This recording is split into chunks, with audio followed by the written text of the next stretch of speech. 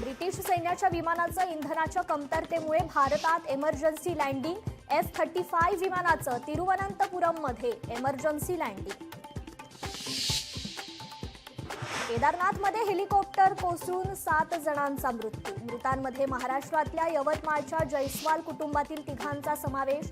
उपमुख्यमंत्री एकनाथ शिंदेंनी ट्विट करत वाहिली मृतांना आदरांजली.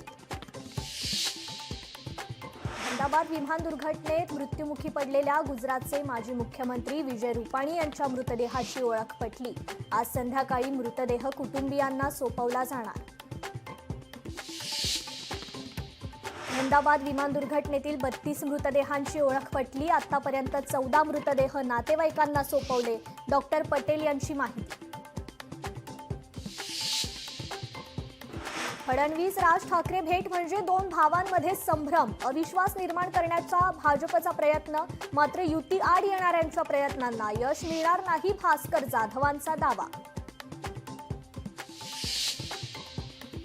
भाजपला मुंबईत अजूनही मदतीची गरज. मदतीसाठी भाजपचा इतर पक्षासोबत संपर्क. पवारांच्या राष्ट्रवादीचे प्रदेशाध्यक्ष जयंत पाटलांचा दावा.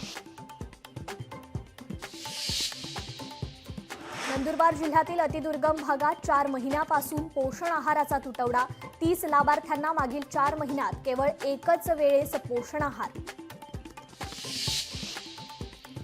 राज्यभरात आजपासून मान्सूनचा जोर वाढणार. मुंबई पुण्याला ऑरेंज अलर्ट तर कोकणात रेड अलर्ट जारी.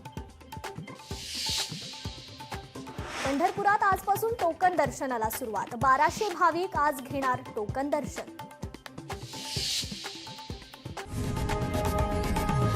लोकशाही मराठी ऐका, पहा, जागरूक रहा.